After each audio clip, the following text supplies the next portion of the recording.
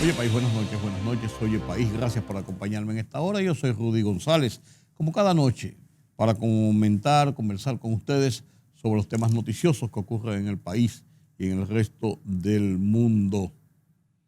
El gobierno, no sé por qué se dice que el Partido Revolucionario Moderno, el gobierno fue una iniciativa incluso del propio presidente Luis Abinader, anunciada en varias ocasiones, presentó ante el Consejo Económico y Social, que es el organismo de discusión de temas y de solución de conflictos en República Dominicana, un organismo constitucional creado en la Carta Magna del 2010.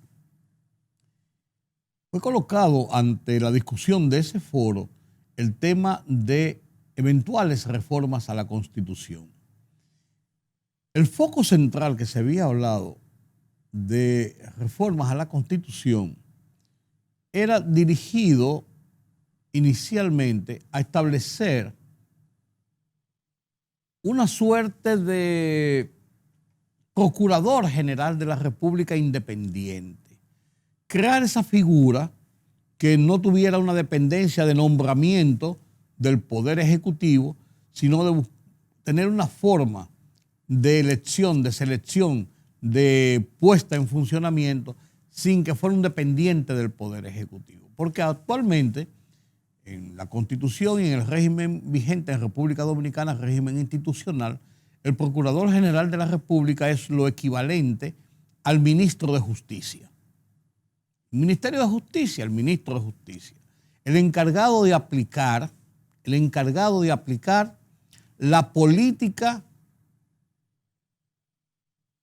de justicia del gobierno, la política anticriminal.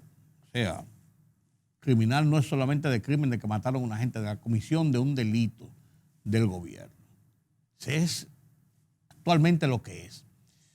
Si el procurador es independiente o no, dependerá siempre de la resiliencia del procurador que sea designado, de tener su grado de independencia y su grado de acción directamente en la aplicación de normas de justicia, sin que tenga que recibir una llamada de Palacio o del funcionario tal o del presidente del Senado que le llame para decirle hay que hacer esto o aquello, o hay que proceder contra esto o aquello, o no hay que proceder contra esto o aquello, contra fulano o mengano o perencejo. Ese es el grado de independencia.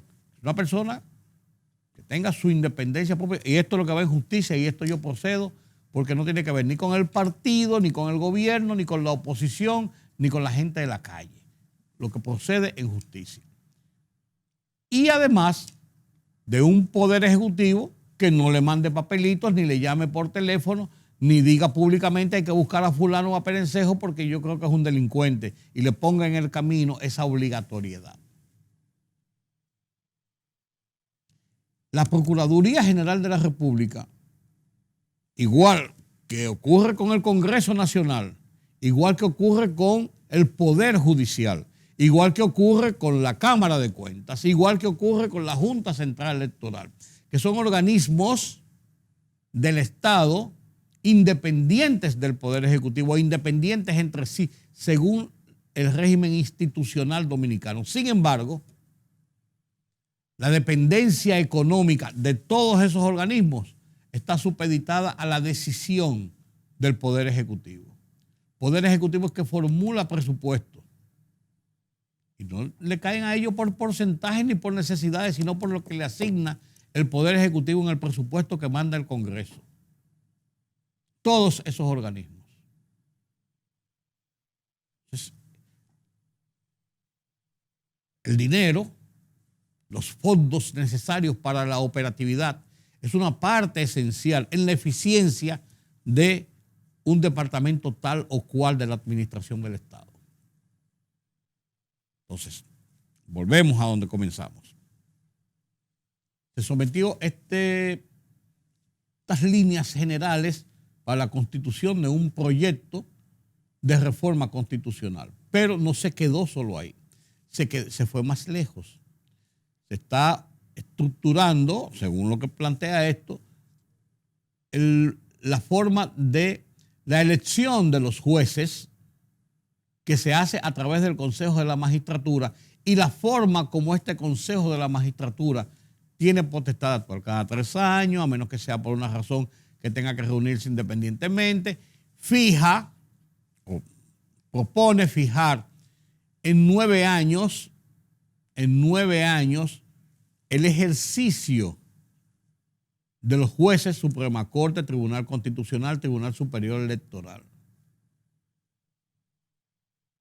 que ahora va en forma escalonada, 6, 9, 12 años, y antes de esto era de por vida. Se hablaba de que se tenía que retirar a los 75 años, pero en un momento determinado de por vida, y provocó una discusión constitucional y jurídica en República Dominicana. O sea, hay cambios adicionales a ese cambio tradicional que se plantea sobre el tema del Procurador General de la República.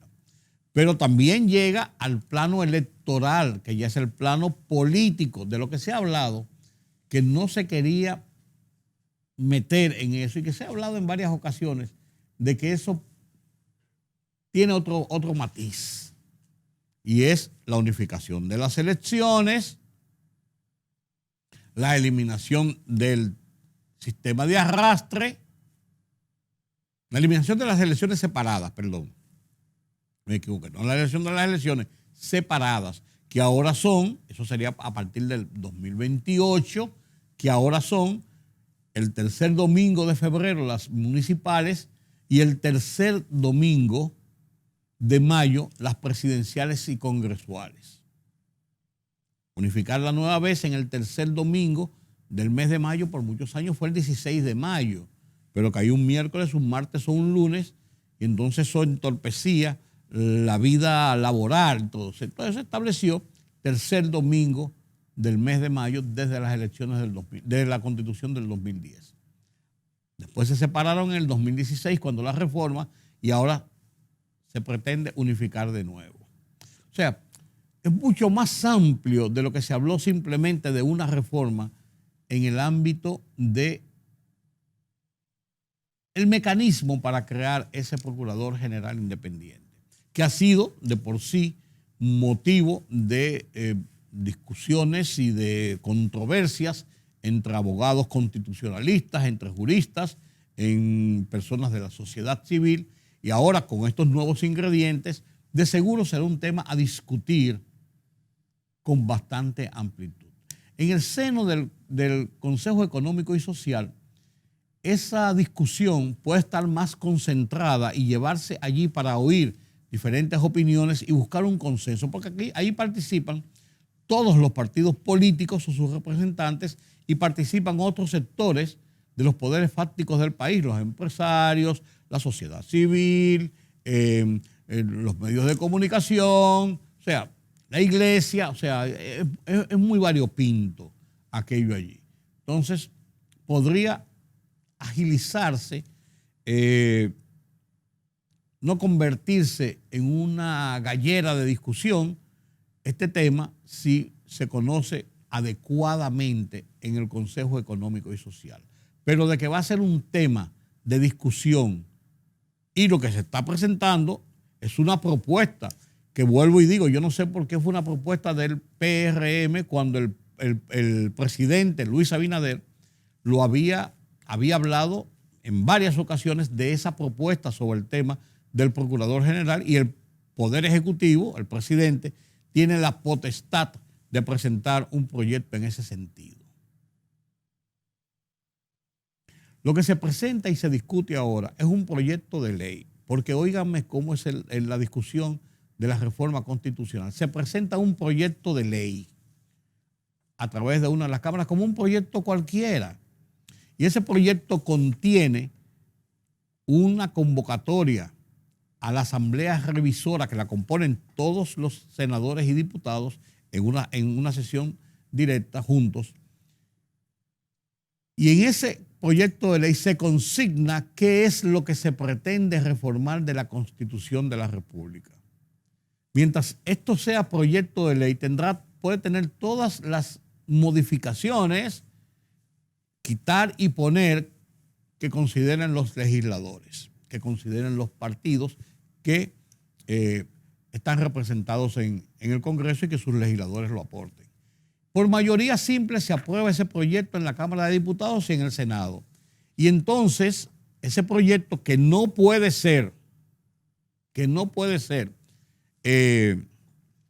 devuelto a las cámaras por el Poder Ejecutivo, ese proyecto ordena la convocatoria dentro de los próximos 15 días después de estar aprobado de la Asamblea Revisora. Y la Asamblea Revisora debe sujetarse a ese proyecto. Debe sujetarse a ese proyecto. Ese es el procedimiento. No se manda directamente a la Asamblea Revisora, a la reunión de las cámaras conjuntas. No, lleva primero el tamiz de cada una de las cámaras y después a la convocatoria, donde hay otra cosa, donde tiene que haber un voto calificado, o sea, 2/3 partes, para hacer las enmiendas a la Constitución. El proyecto no puede quedar sobre la mesa, tiene que ser, cuando se discute en la Asamblea Revisora, comenzar y terminarlo. No puede ser de que vamos a mandarlo a una comisión y aplazarlo para después, para dentro del mes que viene. No.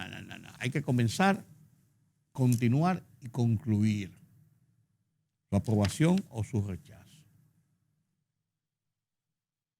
De eso se trata. Dice el ministro de Interior y Policía, Jesús Yu Vázquez, que las protestas que se han escenificado en algunos momentos, incluso una que se escenificó en San Francisco de Macorís la semana pasada, es un plan motivado por la oposición para intranquilizar al país, que no obedece a reclamos de demandas sociales. Esto es un plan político. Miren, señores, yo no sé si es verdad o si es mentira. Si es cierto o si es falso. Para no decir mentira, ni llamar mentiroso, no pretendo a nadie. Sin embargo, yo creo que la teoría de la conspiración en República Dominicana es cosa del pasado. La oposición política, como lo hacía el PRM en su momento cuando era oposición, se aprovecha de circunstancias, de ese tipo de protestas, por ejemplo, de circunstancias, hace causa común y eso le echa leña al fuego si usted quiere.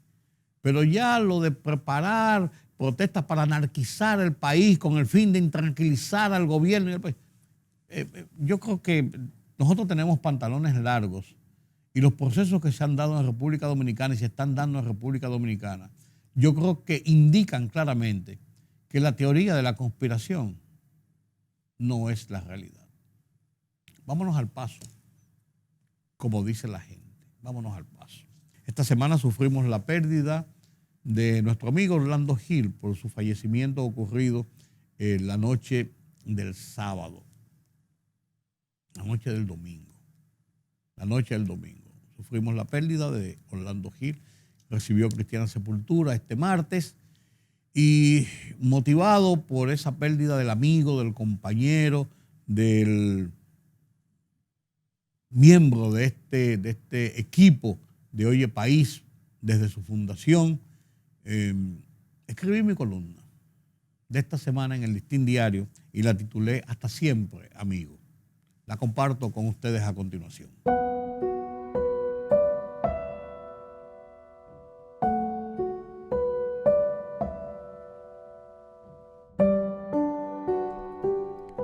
Un día de los años 80 recibí una llamada, no habitual en nuestras relaciones de periodistas. Cuídate de los políticos, te buscan cuando quieren algo de ti. Yo sé lo que te digo, no son amigos ni enemigos, son políticos. Era Orlando Gil, que me aconsejaba en uno de los momentos álgidos de mi polémica pública con Peña Gómez. Otra vez me dijo, Nunca te lleves de los titulares, de un párrafo publicado sobre una declaración o un documento. Busca el texto completo y saca tus propias conclusiones antes de escribir de ello. Y en otra ocasión me aconsejó: no te precipites en publicar algo que no has confrontado, que no has comprobado por diferentes fuentes. Pero un día que pase, siempre será mejor lo que escribas y publiques, pues nunca te desmentirán y más te respetarán. Sabios consejos que forman parte del diario accionar en el periodismo. Algo que de paso enseñé y repetí siempre citando al maestro en las aulas universitarias a mis alumnos aspirantes a periodistas. Hoy los comparto con ustedes, con orgullo, satisfacción y agradecimiento. Orlando Gil ha fallecido. No es noticia vieja ni nueva, es un hecho. Sin embargo, el legado que nos ha dejado a los periodistas de vieja data, veteranos, como nos dicen a los que peinamos canas en esta profesión, a la sociedad en general, pero en especial a la clase política, será imperecedero. Orlando, te has ido físicamente, pero vivirás en mi corazón como lo que fuiste, mi gran amigo. Y esto, siguiendo tus consejos, lo he confirmado.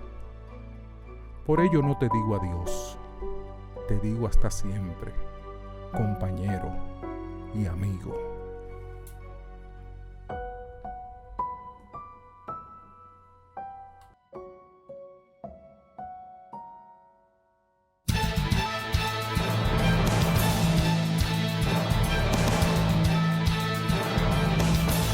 El Ministerio de Salud Pública reportó hoy 810 nuevos contagios de COVID-19, segunda vez en este mes, y notificó 4 fallecimientos, con los que los decesos suman ya 4.341 en lo que va de pandemia en República Dominicana. Los 810 nuevos contagios con ese virus son 413 menos que los 1.223 registrados en la víspera, según el Ministerio de Salud. En estos momentos, el enfoque del pueblo dominicano es garantizar la calidad de vida debido a la preocupación por los altos precios de los productos de primera necesidad.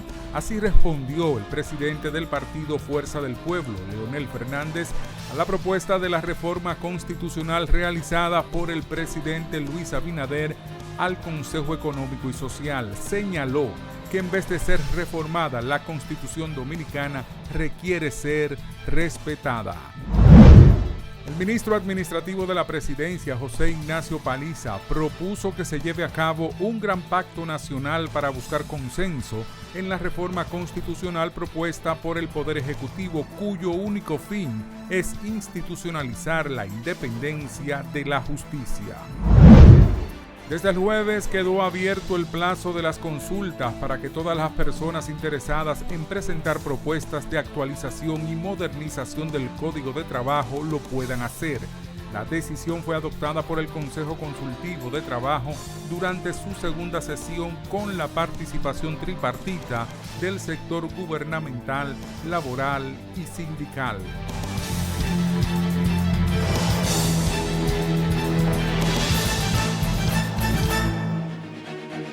El rumbo de la tarde, plural, objetivo, democrático, la verdad siempre.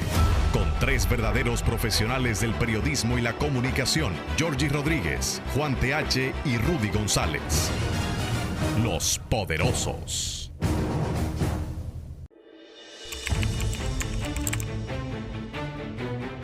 Periodismo de investigación, columnas, opinión, análisis, reportajes de fondo, hora por hora, una completa plataforma multimedia. Periodismo con valor. Noticias horaporhora.com.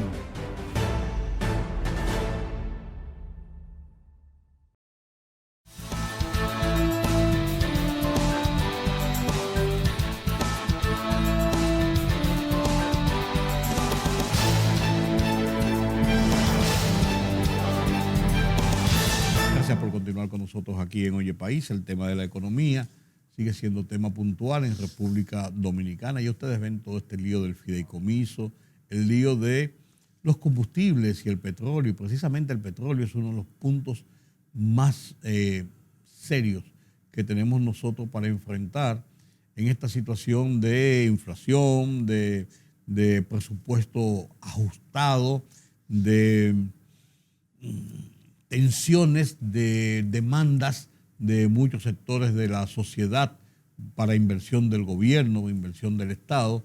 Entonces, sufrimos de este tipo de choques y de impacto como que estamos recibiendo con el tema del petróleo. Y el presidente dijo que si tuviera un Petrocaribe, las cosas serían diferentes. ¿Qué usted opina de eso, don Carlos Cuello? Buenas noches. Muy buenas noches, don Rudy. Mira, Petrocaribe fue una facilidad de financiamiento que nos concedió Venezuela. Venezuela no podía modificar el precio de los combustibles. Nunca, claro. Sin embargo, fue de mucha ayuda porque nos permitía financiar hasta un 30%, y podía llegar hasta más, podía llegar hasta un 100%, si mal no recuerdo, pero después de los $50. Después de los $50. O sea que si no subía de ahí, no había esa posibilidad de financiamiento. Pero además, Venezuela lo más que llegó a suplir no fue un 30 o un 40% del consumo de petróleo. Sí, porque nosotros el flujo grande de petróleo no venía de Venezuela. Los combustibles refinados venían de Estados Unidos, de otra fuente, de otro destino, ¿no? Entonces, Venezuela, la verdad, bajo ese programa, lo más que suplió fue el 40%. De todos modos, se acumuló una deuda de 4,000 y pico de millones de dólares, ¿tú recuerdas? A lo largo de varios años. El país salió ventajoso. Le sacó ventaja porque negoció esa deuda con un descuento de más de $2,000. 52%. De descuento, exacto. Sí, sí. Y entonces es verdad que se está pagando todavía, pero no es lo mismo de ver 4,000 millones que negociar eso con casi la mitad. Sí, por 2,000 millones. Exacto, con tasa de interés, que si bien es una tasa de mercado, pero con el descuento compensamos como 10 años. Y nos sobra. Exacto. De todos modos, era cómodo para el país esa facilidad que nos dio Venezuela, pero no era la solución. Y ahora tampoco lo hubiese sido. Sí. En eso estamos claros. Pero sin embargo, eso se está traduciendo en los precios de los combustibles. Y yo veo que la autoridad está tratando de justificar la situación del petróleo para justificar el precio de los combustibles. Pero para mí eso, yo le tengo temor a esos subsidios porque ya se está prolongando mucho. Esos subsidios van a hacer mella al presupuesto de inversión del gobierno. Así es, mira, los subsidios ya al momento de lo que va de la semana pasada eran 1.938 millones de pesos. Sí, mucho dinero. O sea, yo ya no hablando de un promedio de más de 500 millones, promedio semanal. ¿No? Claro. Y el petróleo sobrepasó los $90 en el transcurso de la semana, ¿no? Sí. No sabemos todavía qué podría pasar, porque aquí hay variables geopolíticas que están incidiendo y hay que reconocer que todavía el mercado no se ha recuperado y aparentemente el mercado se va a comenzar a recuperar ya en los próximos días por las aclaraciones que tú comentabas ahorita de Nueva York, que quitó ciertas restricciones. Sí. Los colegios ya están eliminando restricciones. Sí. O sea, tú decías ahorita con justa razón, la gente le perdió el miedo ya al coronavirus. Sí. Todos los virus han desaparecido. Sí. El problema es salir y convivir con esto y volver a esa normalidad. Porque mientras la gente tenga el temor, hay gente que siempre va a querer justificar su inactividad, ¿no? Y se acostumbró además a no volver a trabajar como era antes, ¿no? Y siempre van a buscar, no, porque mira, que hay que darle más tiempo. La realidad es que ya esa barrera, digamos, ese miedo se está rompiendo, ¿no? Entonces, esto también podría reactivar la economía. Debe reactivarla. Como una economía que tiene todavía una oferta por debajo, porque hábilmente los países productores, o sea, los de la OPEC, no han aumentado las ofertas al mismo nivel de la demanda. Entonces, no hay muy buenas expectativas de baja del precio del petróleo. No. Y las tensiones en Europa, con el caso de Ucrania, Estados Unidos, que no saben qué puede terminar eso y cómo puede eso alterar todo lo que es ese flujo normal de comercio que proviene de esa zona y además donde está involucrado también el petróleo y el gas natural. Claro, hubo algo y es que con la caída de los precios, los productores de esquisto se fueron a la quiebra. Entonces, porque esa sería otra alternativa, ¿no? Había unas reservas buenas. Sí, con petróleo por encima de los $60, el esquito es rentable. O sea, ahora mismo está alrededor de 90, ¿no? Pero eso requiere de retomar otra vez lo que es una actividad. Invertir y volver y ponerlo en... Sí. Claro. De todos modos, en el caso nuestro, estamos hablando de que estos precios son los más altos en los últimos 7 años. Desde los $90. Sí. Claro. Y en lo que va de este año, los precios se han incrementado en un 16%, los precios del barril de petróleo. Con la agravante de que está muy volátil. Pero volátil a la alza, que es lo peor. Con expectativa a la alza. Sí. Tú recuerdas que nosotros hicimos un presupuesto con un petróleo a 62.70. Sí. Eso quizá va a obligar a modificar el presupuesto, aunque esto es un promedio anual, pero mientras tanto también esto reporta más ingresos al gobierno, porque se proyectaron los ingresos en base a 62.70. Sí, yo estaba viendo una tasa de un cuadro de descomposición de los precios por combustible y eso, incluso los términos, los renglones de impuestos siguen alrededor del 10%. Siguen siendo muy altos. Alrededor del 10% los ingresos tributarios recaen sobre el petróleo. Claro. ¿Tú recuerdas que en el año 2006, que fue una de las leyes que le agregó ahí, creo que fue la Apaloren, si mal no recuerdo, ¿no? Hay un impuesto selectivo y un Apaloren. Esa ley se justificó sobre la base de que la entrada en vigencia del Tratado de Libre Comercio nos despojaba de una cantidad considerable de impuestos, ¿no?, al comercio exterior. Y entonces había que buscar una fuente para compensarlo, ¿no? Y recayó mayoritariamente sobre el petróleo, ¿no? Por eso, esa ley creo que no sé si fue el selectivo, no recuerdo si fue la Apaloren, pero sé que uno de los dos que son los más significativos, ¿no? Pero de todos modos hay que destacar que en el petróleo recae el 33% aproximadamente de lo que tú pagas por un galón de combustible es impuesto. Sí. Y lo otro ya es la distribución, que ambos llegan casi al 50%, 45% y 48%. Incluso los márgenes de beneficio de los intermediarios, tanto aquí son del doble que afuera. Sí, de los transportistas como de las distribuidoras, han seguido en un alza suave, considerable, callado, pero que viene a incrementar estos costos impositivos y convierten entonces ya el combustible final que llega al usuario, lo convierte en un producto muy oneroso. Claro, mira, alrededor de 95 pesos de lo que tú pagas por un galón, 287 vale ahora mismo la premium, ¿no? Sí. Es impuesto. 97 puntos y algo. Es impuesto. Es impuesto. Y lo otro ya es márgenes, la descomposición transporte, de los beneficios colaterales. Bueno, de todos modos, vamos a ver la comparación, como tú decías. Yo no creo que esa comparación sea del todo válida, porque estamos comparando precios en países con altísimo nivel de ingresos. No, claro. Algunos, la mayoría de ellos, 10 veces más que nosotros, Hong Kong, Suecia. Claro. Así sí es cómodo. Además, esos países tienen un criterio sobre aquellos bienes que tienen externalidad negativa, o sea, que agregan daño al medio ambiente, ¿no? Y lo penalizan con altísimos impuestos. Claro. Eso como una forma de incentivar el uso de la tecnología alternativa. Ya en Suecia, por ejemplo, a partir del año 2025 no van a fabricar carros de combustible fósiles, ¿no? Entonces, la comparación yo no creo que sea... No es la más correcta. No, es una comparación hasta cierto punto política.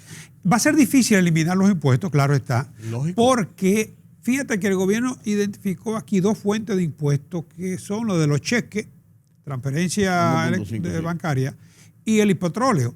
En ambos casos son fuentes muy difíciles de evadir. La evasión ahí debe ser prácticamente cero. Prácticamente cero. O sea, que esa es la ventaja que tiene para el gobierno, identificar fuentes de recaudación de ese carácter. Porque el gobierno mismo ha admitido desde siempre, desde los últimos años, que la evasión no es alta. Es muy alta. Claro, más de un 40, en algunos casos hasta un 60. Sí. Pero ni la refinería, ni los intermediarios de petróleo, que son grandes, ni los bancos tienen forma. No tienen forma. No tiene forma de evadir. No. El petróleo está ahí y los cheques también. Claro. Eso es así. El Banco Central, según tu agenda, enfrenta una amenaza. Enfrenta la amenaza de la meta de crecimiento y la estabilidad en los precios. Mire, Este es otro renglón importante en este desarrollo, en este renacer de recuperación de la economía. Sí, el año pasado tuvimos como gran logro, ¿no? Ese crecimiento espectacular de un 12.3 y sabíamos que este año iba a ser un año con una desaceleración en el crecimiento porque había la necesidad además de meter la economía en cintura. O sea, los instrumentos que tú utilizaste para lograr la expansión, que en cierta medida fue la continuidad de los mismos instrumentos de política económica que se utilizaron para contrarrestar los efectos de la recesión, que había que mantenerlo para evitar el colapso de la economía, como decíamos, ¿no? Bueno, pero eso no se puede mantener indefinidamente, ¿no? Cuando tú sales de cuidado intensivo, te ponen en un tratamiento, en observación, pero no te pueden dejar ese tratamiento. No. Entonces, se muere más rápido. Se entiende que la economía tiene que buscar ahora la estabilidad. Y eso supone una desaceleración en el crecimiento. Se proyectó entre un 5 y un 6%, que es el crecimiento promedio de la economía dominicana. Sí. Se estima que lo que es el crecimiento potencial es un 5%. O sea, es un crecimiento que no entorpece, no compromete la estabilidad macroeconómica, digamos, ¿no? Sin embargo, con el petróleo a ese precio, podría alterarlo todo. La inflación que el Banco Central sigue proyectando es 4 más o menos. El mismo objetivo de meta inflación que ha mantenido en los últimos tiempos. Pero con el petróleo a ese precio va a ser difícil, imposible. Va a ser difícil. Imposible, ¿no? Y lo otro es que la política de recorte, digamos, de reducción del circulante para contrarrestar los efectos de la inflación, también te van a desactivar el consumo de la economía. Y la inversión. Así es. Que son las variables que más cuentan en lo que es la medición del Producto Interno Bruto, ¿no? O sea, fíjate que hay unos objetivos contrapuestos entre inflación, crecimiento. Pero que obedecen a una realidad. Claro. No. La política monetaria es correcta. Es correcta de subir la tasa de interés, que se le han aplicado 150 puntos ya en menos de 3 meses, ¿no? Se retornó al 5%, pero sin lugar a dudas que eso va a impactar el consumo, porque no va a ser lo mismo financiar el consumo, va a subir la tasa de interés del mercado. Claro. La está subiendo ya, ¿no? Claro. Y la inversión también. Entonces, la situación de la economía ahora mismo, primero, el Banco Central está tratando de evitar sobrecalentamiento de la economía, de controlar una inflación que no depende de nosotros. Porque si bien es cierto que esto podrían haber algunas medidas que el impacto no sea tan fuerte también. Sobre todo en los sectores más carenciados. Sí. Que son los que están pagando las consecuencias del desempleo, sí, que todavía no y que no tienen rejuego. Y del alto costo de la vida, ¿no? Sí. Los programas sociales en este caso son muy importantes. Son vitales. Pero para el gobierno poder apoyar en su programa necesita más ingresos. Sí, o sea que estamos en la misma. Sí. Es una rueda. Claro. Es una rueda. Claro. Pero mira, algo que sí se ha proyectado bien es el turismo. El turismo ha ido bien.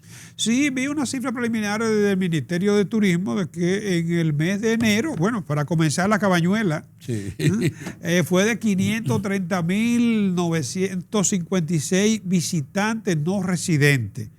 Hay que destacar que de esos visitantes no residentes, el 82% son extranjeros. Sí. Tú sabes que visitantes no residentes incluyen los que son, hay muchos dominicanos que no residen en el país, pero hay que contabilizarlo como turismo, ¿no?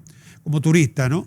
Esa cifra es un 129% por encima del mismo año anterior. O sea que en el 2021 ya comenzaba muy tímida la recuperación.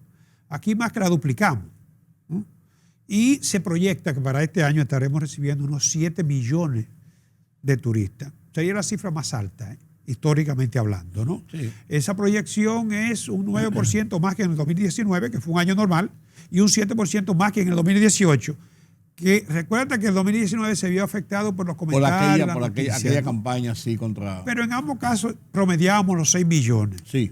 Y si ahora tenemos, comenzando, unos 530.936, y este mes no tiene por qué ser mejor. La temporada todavía no es la alta.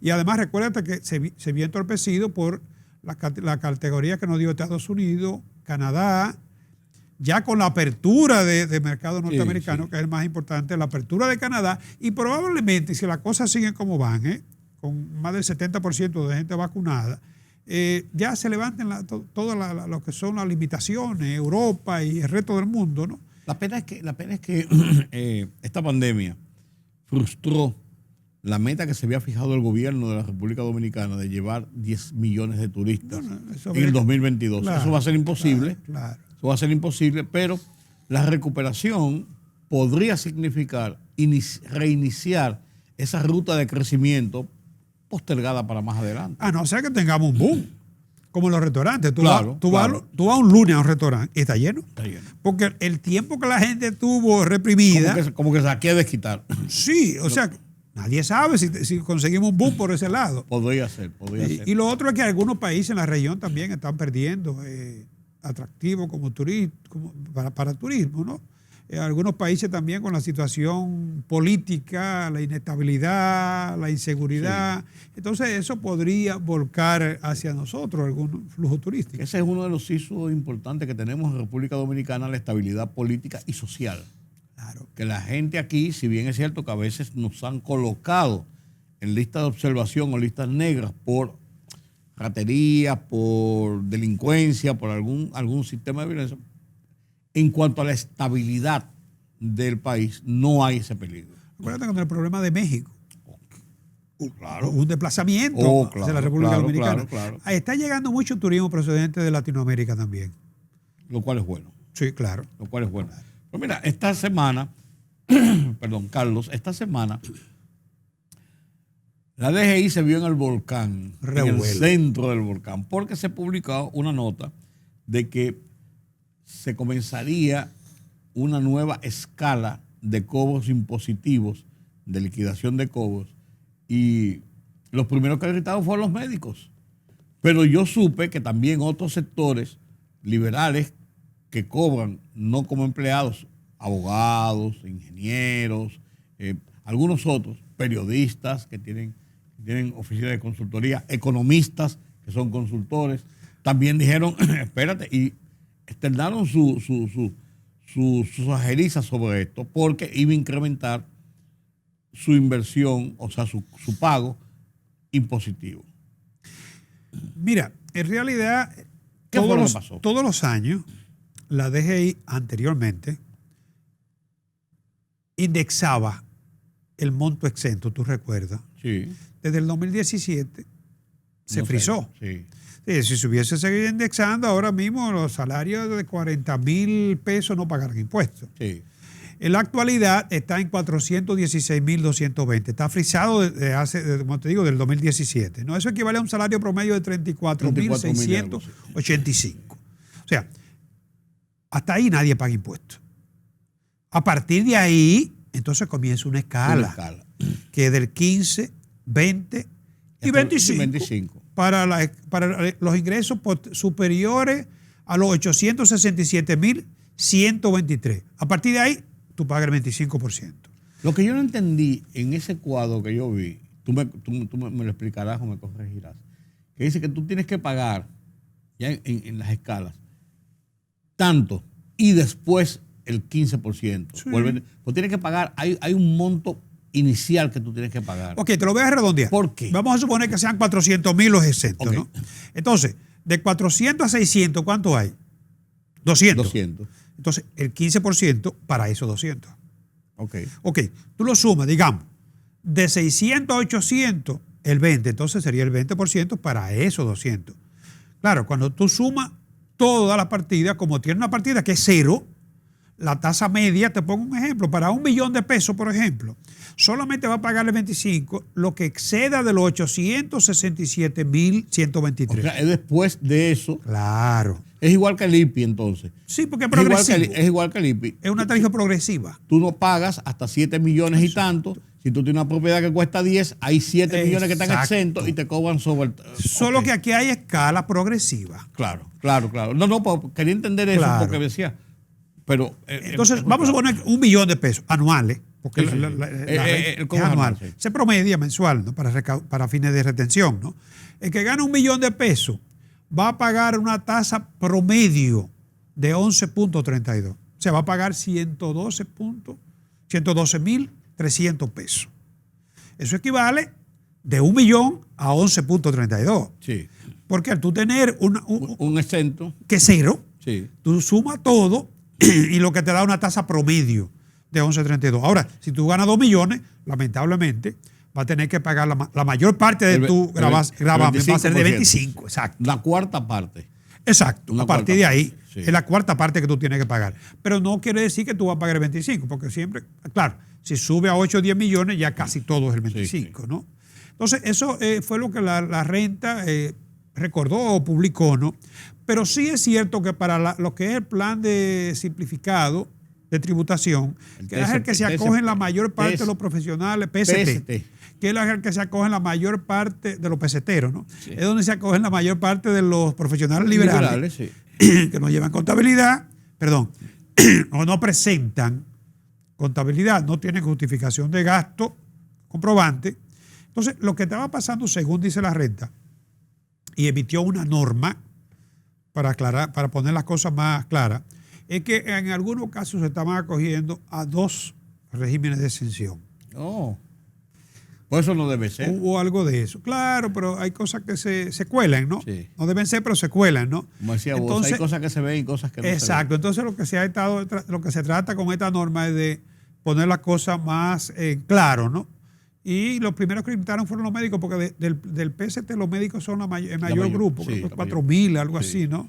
El ingreso promedio anda por los 300.000 pesos más o menos, ¿no? Que todo el mundo sabe que está muy por debajo. Subvaluado, muy Sí, porque el problema es que a ellos no se les exige comprobante fiscal. No.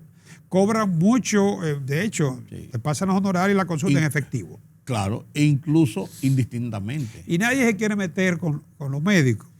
Pero la realidad es que si se fueran a llevar, si se fuera a hacer la tributación por los ingresos reales, hay mucha gente que está acogida a ese plan, ¿no? Que probablemente debería pagar un poquito más. Hay médicos que ya están cobrando 8 y 9 y 10 mil pesos por consulta. Sí. ¿Y los procedimientos? No. Y los seguimientos incluso te lo cobran. Y en efectivo. En efectivo, la mayoría. Entonces, yo entiendo, se creó un revuelo con esto porque la indexación no se está haciendo. No, sí. Se dejó de hacer desde el año 2017, ¿no? ¿Cuánta gente estaría, digamos, pagando un poco más? Mira, la cifra que se tiene del empleo privado es de que solamente 517.000 empleados. Estamos hablando de que la población laboral privada, tanto privada y pública, ¿no? Formal, digamos. Sí, son según la cifra de la tesorería, ¿no? 2 millones y pico. Exacto, 2.322.000. Exacto. Entonces, privado hay el 70% y público el 30%. Entonces, pero en promedio, de 40.000 a 125.000, solamente estamos hablando de que hay 517.000, digamos, empleados que tributarían, ¿no? Sí, que están libres, están exentos. No, eso serían los que van a quedar grabados. El resto está exento. Te estoy hablando de que de 2.322.000, solamente de 517 están con ingresos entre 40 y 125. Un 20%, menos un 20% incluso. Exacto. O sea que hay casi un 80% exento sí. de pago, porque es que el promedio de los salarios en nuestro país, tú sabes que anda por entre 25 y 30. Y pues fíjate quiénes gritaron. Bueno. Y como tú dices, mejor no meterse con esa gente. Y los gobiernos no les interesa meterse con esa gente, ni con los choferes, ni con los médicos, ni con los maestros. Sí, pero tiene que controlar, porque irrita a lo que pagamos, ¿no? Claro. Como debe ser. Claro. A los que, bueno, claro. a ti te cogen y te cruzan algunos paguitos que te hacen por ahí. Sí. Y tú tienes que pagarte medio millón o millones de pesos. Y cosas así, que parece a veces como si fuera una persecución. Claro. Entonces uno dice, ven acá, ¿pero y qué pasó? Entonces, sí, vamos a todo. Sí, como dijo la monja. Gracias, don Carlos, gracias por estas informaciones. Qué bueno esa explicación, principalmente esa explicación final sobre este revuelo que se armó sobre el tema de la renta, porque en estos días ya que comenzaron las liquidaciones. febrero, marzo, abril, Sí. son los meses de las liquidaciones de lo devengado, ganado, lo facturado del año pasado. 7 meses creo que Sí, presentarlo, comienza este mes. Hay febrero, marzo y abril. Hay Correcto. en tres renglones diferentes. Gracias Así de es. nuevo, gracias a ustedes por su compañía en este conversatorio con Carlos Cuello sobre los movimientos de la economía aquí en República Dominicana y en el resto del mundo. Permítame la pausa.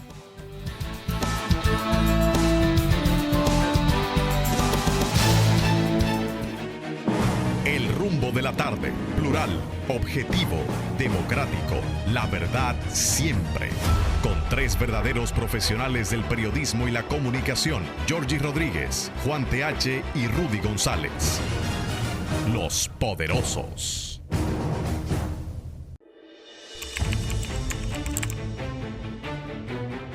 Periodismo de investigación, columnas, opinión, análisis, reportajes de fondo.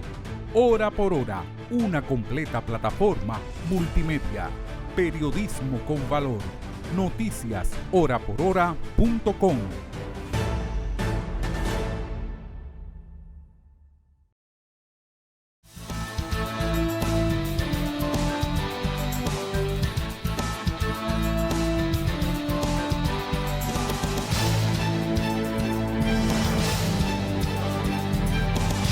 En España,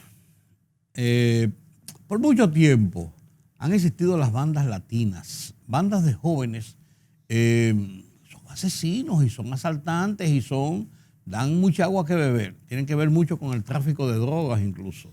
Y los dominicanos han estado presentes en estas bandas por mucho tiempo y se les considera grupos bastante fuertes, bastante duros. Esta banda de Don't Play es una banda de jóvenes que ha resurgido en los últimos tiempos después de aquella famosa Latin algo que se hizo famosa allá en España.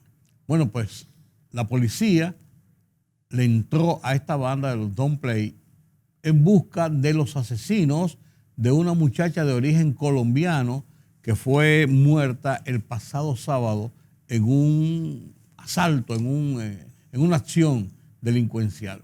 11 dominicanos cayeron presos y varios más de otros países están dentro de ese grupo que se le conoce ya la comisión de varios asesinatos, asaltos, robos y acciones relacionadas con las drogas allá en España.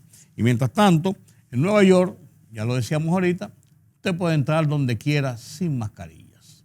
Antes, a los lugares cerrados, no podía entrar si no tenía la mascarilla. Podía andar en las calles. Ya las cosas están en Nueva York volviendo a su plena normalidad.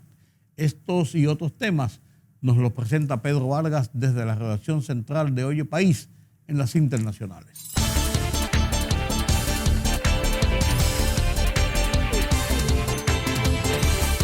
El presidente de Estados Unidos, Joe Biden, ha aconsejado a los ciudadanos estadounidenses que viven en Ucrania salir del país por las tensiones generadas por la acumulación de militares rusos cerca de la frontera ucraniana. No es como si estuviéramos tratando con una organización terrorista. Estamos lidiando con uno de los ejércitos más grandes del mundo. Es una situación muy diferente y las cosas podrían volverse locas rápidamente, manifestó Biden en una entrevista para NBC. La ciudad de Nueva York tiene previsto despedir este viernes a unos 3,000 empleados municipales que han rechazado vacunarse contra el COVID-19, pese a las reglas impuestas por el ayuntamiento a sus trabajadores, según el New York Times. Se trata de la primera tanda de despidos por este motivo que llevará a cabo la Gran Manzana y los afectados serán trabajadores públicos que estaban en excedencia y que no han presentado una prueba de haberse vacunado. El Ministerio de Exteriores haitiano ha defendido al primer ministro Ariel Henry después de que este fuera acusado de haber participado en la planificación del asesinato del ahora expresidente del país, Jovenel Moïse. En un comunicado dirigido a las misiones diplomáticas y consulares en el país, el ministerio ha rechazado categóricamente las falsas denuncias publicadas en la prensa internacional sobre cualquier participación del jefe de gobierno en el atroz asesinato del expresidente Jovenel Moïse. El periodista Ever López Vázquez, de 39 años, fue asesinado a balazos en Puerto de Salina Cruz, en el estado de Oaxaca, sur de México. Así lo informaron sus familiares. El crimen es el quinto asesinato que ocurre en México contra periodistas en lo que va del 2022. López Vázquez era director del portal de noticias web y su muerte fue confirmada por su hermano Irving López Vázquez, quien también se desempeña como comunicador.